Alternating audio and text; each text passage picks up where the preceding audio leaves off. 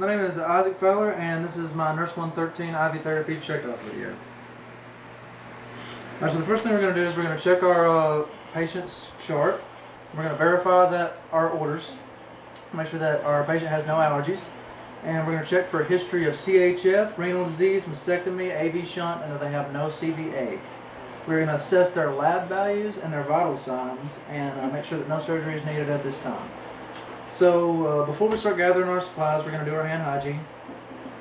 And the first thing we're going to need is our IV start kit and our extension set, our catheter, our flush, our alcohol prep, and our arm barrier.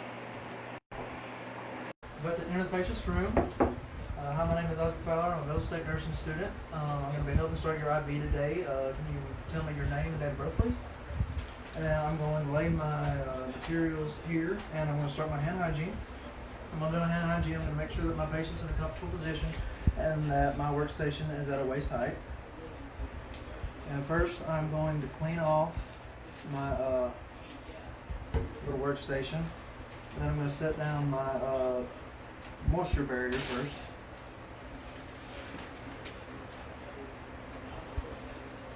And then I'm going to set all of my supplies down with my IV starter kit,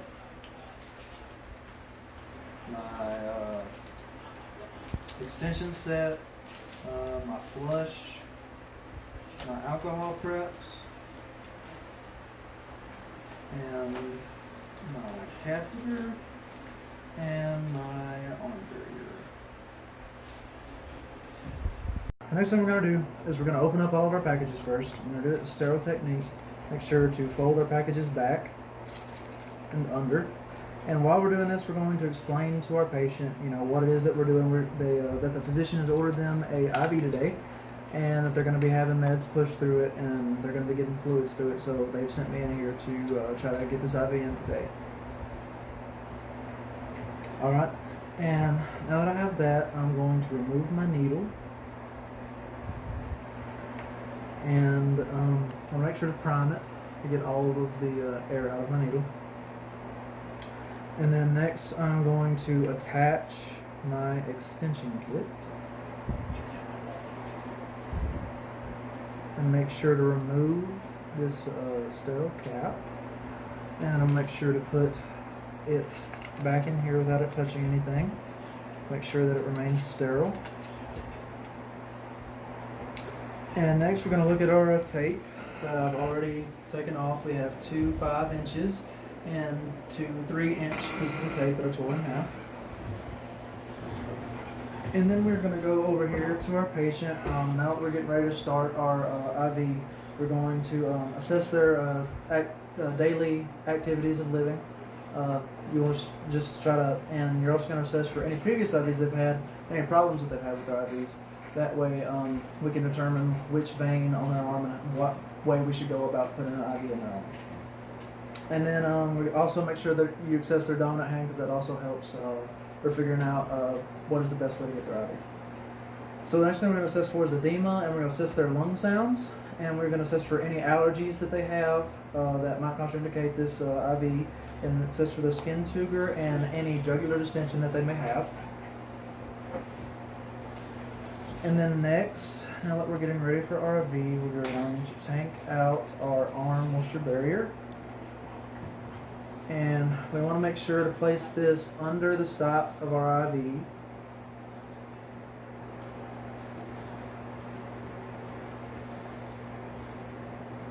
And make sure to get it under where we're having our IV at. And now we're going to take our tourniquet.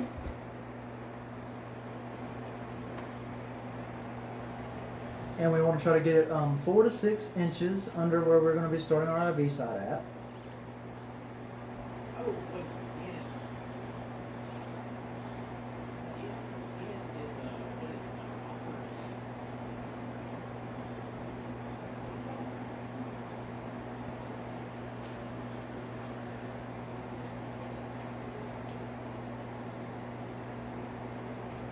Now we got that snug there. The next thing we're going to do, we're going to try to pick a vein that we want to put our IV in to make sure that the extremity is lower than the heart. and we are going to stroke the vein and get them to pump their hand to try to increase blood flow. And we're going to stroke the vein, and then we're going to remove our tourniquet.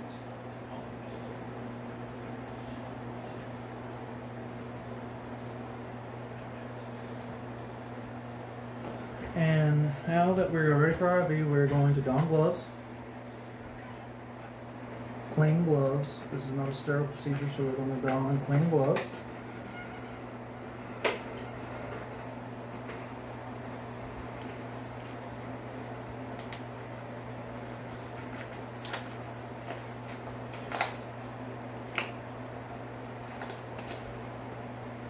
It also helps to have your gloves the right size that you need them.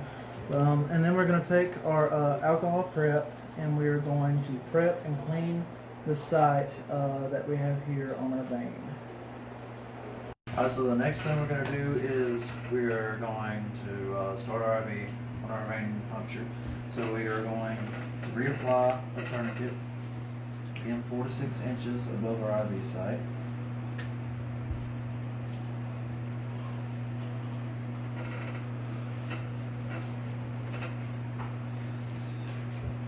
Now we're going to take our catheter, ready to start our puncture.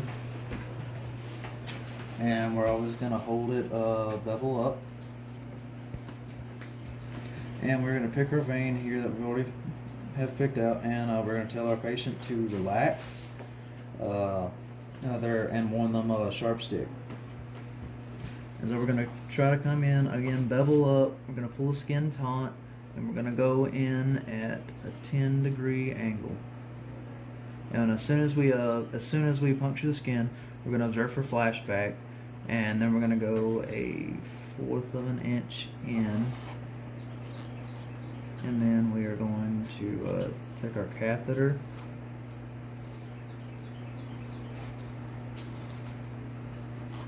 and we are going to push it taut all the way in. And then next we're going to anchor our catheter.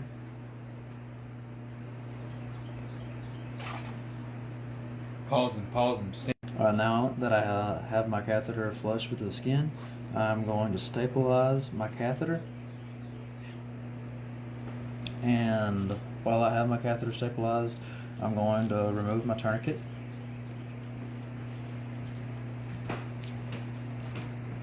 And I'm going to remove my needle.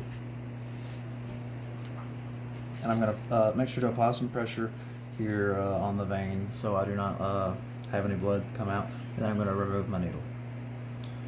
And I have an automatic safety.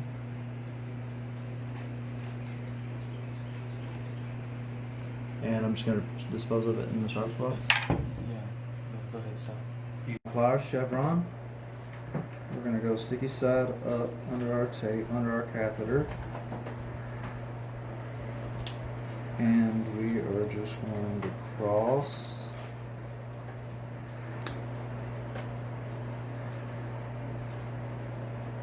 up the arm and secure our catheter.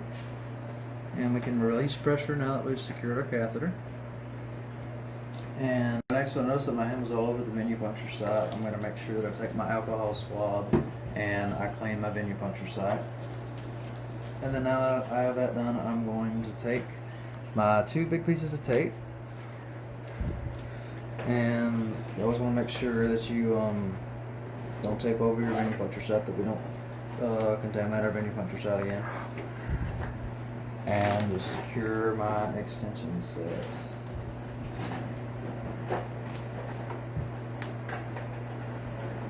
And now I'm just going to initial and write the IV gauge, the date, and the time.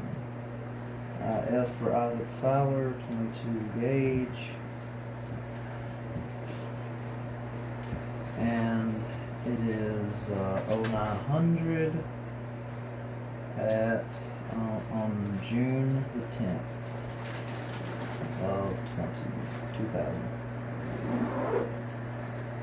Now that I've finished with my IV catheter, I'm going to make sure to explain to my patient to notify us if he notices any symptoms of swelling, leaking, any kind of allergy reactions, anything that we need to come and intervene for.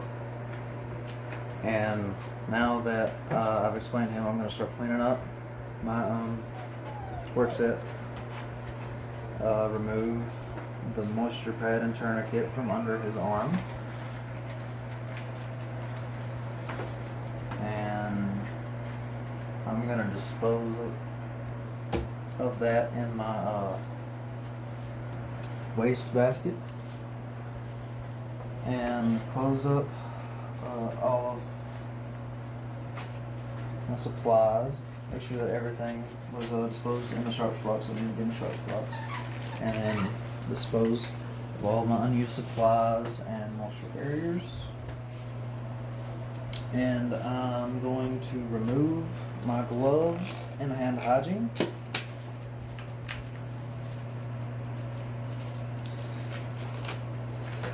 And dispose of that and hand hygiene. And I'm going to make sure on hand hygiene, I'm going to make sure that he's in a comfortable position and call us in reach. I'm going to tell him that the pharmacy will be back. The pharmacy is getting their meds in the system, and when the pharmacy has gotten their meds in, the doctor has ordered their meds, and when the pharmacy gets it in, we're going to be back in here to administer them. I'm just going to leave them, make sure that their bed is in the lowest position, and leave them in a comfortable position. Leave their call out in reach, and let them know that I'm going to go out to document, and that just to kind of hit their call out if they need it. I'm out of my patient's room. I'm going to start my documentation of my IV. The date and time was on 6/10/20 at 0900. I placed an angiocath 22 gauge inserted into the right hand on the first attempt using a tourniquet. It was connected to my extension tubing. Blood was aspirated and flushed with 10 milliliters of NS. No side effects or symptoms of infiltration. We secured the catheter hub with clear IV tape, and we some different hospitals don't require you to use TSM, some do. We didn't use TSM, so we just secured the tubing with clear IV tape. And the patient tolerated the procedure without any pain or anxiety, and I instructed the patient to let the staff know if IV site becomes painful, red, swollen, or has any drainage, and my signature. Now we're in our med room, fixing to prepare our meds. We're going to hand hygiene. And I have my MAR here with me, just making sure that this is the right patient, right day, right time. This is John Doe, and room number 316 is going to be prescribed Lasix 20 milligrams, Rocephin 1 gram, and normal saline 30 milliliters per hour. So next we're going to grab all of our medications. We have a Rocephin, we have our saline, and our Lasix, and our IV flushes. The first med that I'm going to try prepare is my Lasix. You see here that on my MAR that I'm prescribed 20 milligrams, and this Lasix is 40 milligrams per milliliter. Make sure we're checking our 5 rights as we go. That this is the right day and his right patient for John Doe, right dosage of 20 milligrams, and that it is going to be given IV, and this is the right time to give this medication. So we're going to alcohol prep our top, and normally when we are injecting and when we are taking out fluids like this in a reusable bottle, we're going to inject the amount of air that we take out, but we're not actually pulling out any liquid. So just know that that's what we would do. And I'm going to pull 0.5 milliliters. Okay. And I'm going to scoop my cap and place it in my pre-labeled bag that I have here. with Lasix, 0.5 milliliters every 12 seconds by IV push. And I'm going to set that aside now that I have that ready. The application that we're going to be doing is we're going to set up our saline. And we see that we have our IV cart here. We're going to go ahead and remove our tubing.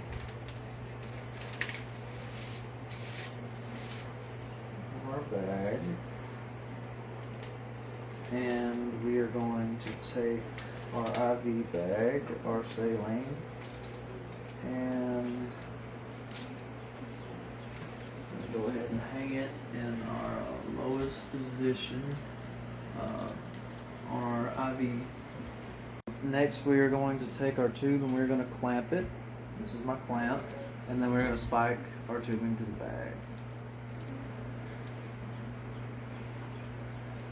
And now these all have sterile caps on them. We're going to make sure to remove our cap. And we're going to go to our sink and we're going to prime our saline. Make sure that we, until we see drips coming out. Make sure that all the air is out of the tubing. And we have to unclamp our bag so we can prime our tubing. And then we're going to reclamp and then hang our tubing when we go get to our Rocephin. And so now that we finished our saline, we're going to go to our Rocephin. And we're going to have pretty much the same procedure here, except we're going to be giving this IV piggyback. And we're going to remove our tubing.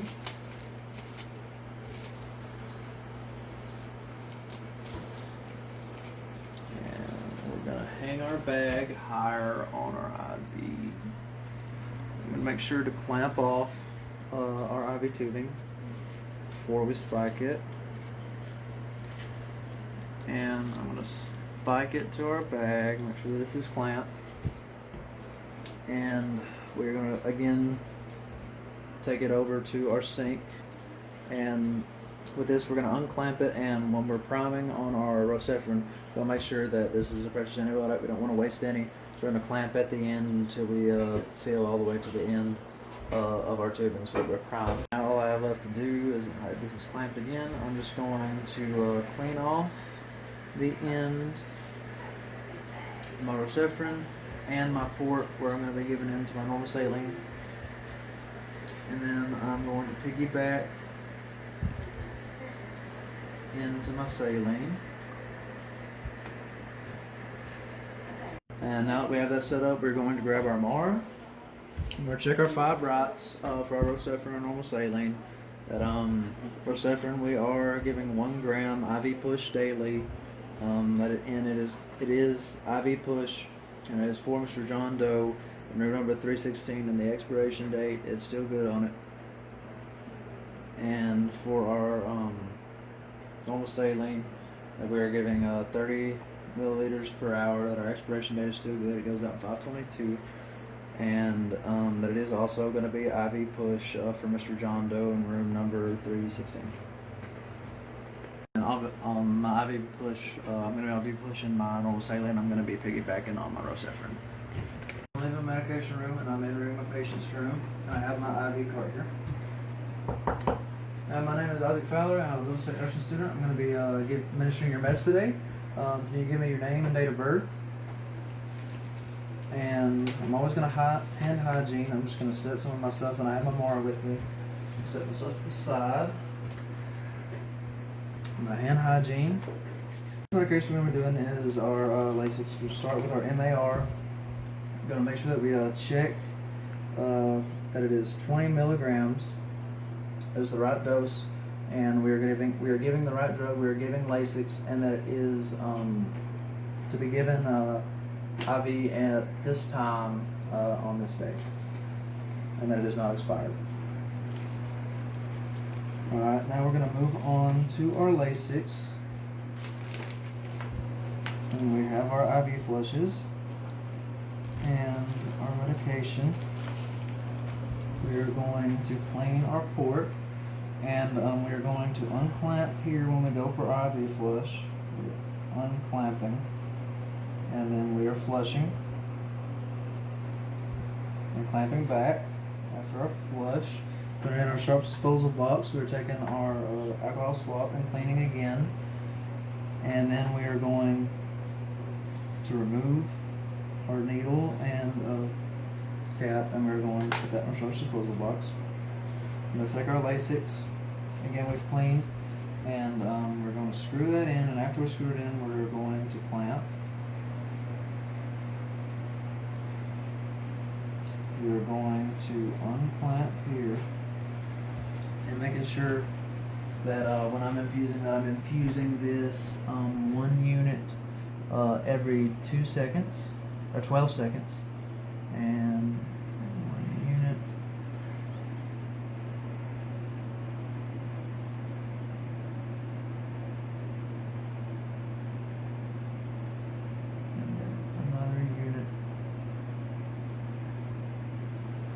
And we go like that all the way until we're all the way in. Completed our infusion. And then we are going to clamp off again. Unscrew our Lasix syringe and put it back in our sharps disposal box. We're going to clean here again. We take our IV flush again, unclamp for our IV flush. Anytime we're putting anything in, we want to unclamp so it has somewhere to go. And then flush, clamp back, get rid of that in our disposal box, and we are going to clean again on our port, and then we are ready to move on to our Rocephin and our saline. Now I'm ready to move on to my Rocephin and my saline. So what I'm going to do is I'm going to check my mark again on my Rocephin and saline that this is given to John Doe, and is the correct dosage, is the correct date and time, and this is the correct route. So now I'm going to take my tube in here, make sure that everything's locked down here.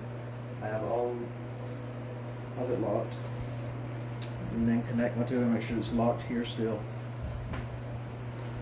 And now I'm going to start adjusting my IV rates. And I know that I have to have my IV rates being 6 drops per 15 seconds, and once I count that 15 seconds, I'm going to count for another full minute to make sure that I have my 25 drops that I need. And also, when you are, if this was an IV pump, it would be at 100 liters. Right. And so, next, now that I have everything, my IV rate set, I'm going to unclamp all throughout here, and then unclamp here, and now and then make sure that it is infusing at the rate that it's supposed to be. And I'm just again educate the patient. Any swelling, any itchiness, any kind of reactions that they have to the medicine or to the saline, anything like that, just to have their call light and let me know. And after that, I'm just gonna make sure I clean up my area, and that I've disposed of everything. And then I have my MAR. I'm gonna take off my gloves, perform my hand hygiene, make sure that the patient is in the lowest bed position, and that they are comfortable, and that their call lights in reach. Anything that they need, just give me a call and let me know. And everything is disposed in the sparks box. I've disposed of all my stuff, and I'm gonna go out of the room. I'm documenting the time that I gave the IV beds on my MAR at 1000. The patient has received orders to discontinue the IV, and I'm at the nurse's station, and there are no abnormals to report. So I'm going to gather my supplies, which is I have my moisture barrier, and my 2x2 gauze, my Band-Aid, and my alcohol prep. So I'm going to go in my patient's room. My name is Luke Fowler. I'm a Bell State nursing student. I'm going to hand hygiene, identify name, date of birth.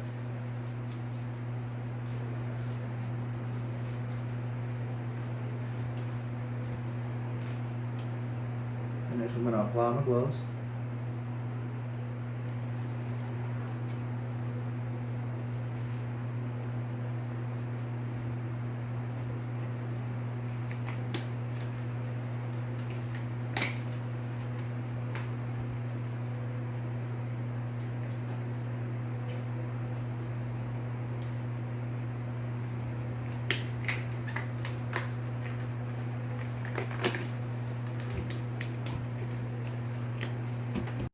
assisting the patient into a comfortable position and ensuring that my workstation is at a waist height.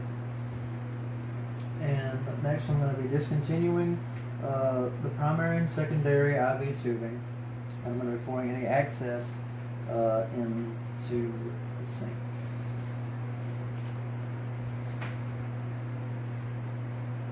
Dispose of my IV and tubing. And I'm going to start removing my tape, and I would always want to be careful not to hurt the patient when removing the tape. And also never to use scissors because I could cut my catheter.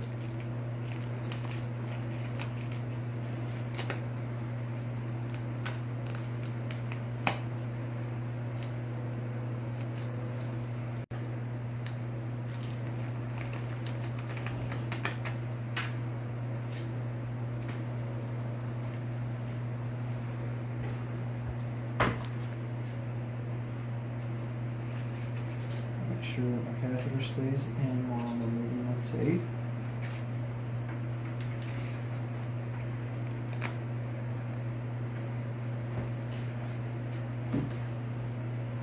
Right, next, while I have it secured here, I'm going to be cleaning the catheter skin junction with a alcohol prep.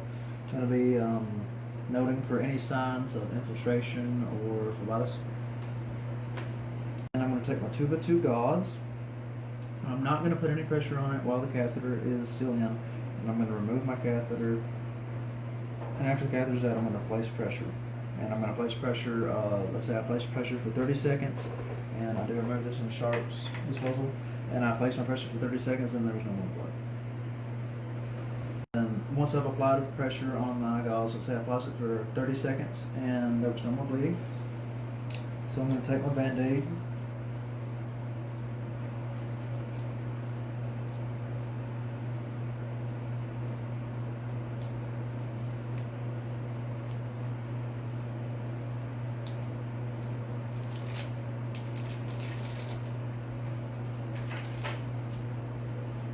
And remove my gauze and quickly apply my Band-Aid.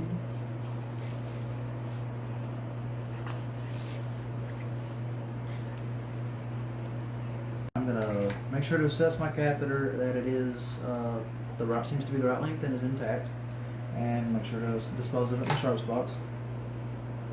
Then I'm going to make sure to tell my patient that if there's any excessive bleeding, any adverse side effects, or anything, just to let us know. And I'm going to finish cleaning up my station and remove my gloves and hand hygiene. Finish cleaning everything that I have here. I'll make sure to leave the bed in the lowest position. Make sure that the collar is in reach, and if I need anything, to make sure to hit the collar light, and I'm going out to document. And you got to make sure to take off your moisture barrier here too. There might be. And then re-hand hygiene after that. And again, make sure that the bed is in the lowest position, collar is in reach, and then you step out to document. Back documenter, I'm going to document the discontinuation of the IV, and that it is 6/10/20 at 1800.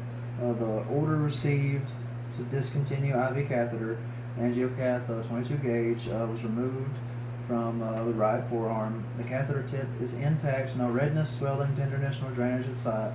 The pressure was applied for 30 seconds, the bleeding stopped, and sterile 2x2 gauze was pressure dressing applied and secured with clear tape. Patient tolerated procedure without pain and anxiety. Instructed patient to notify staff if bleeding or discomfort occurs, and sign my name, Isaac Fowler, RN.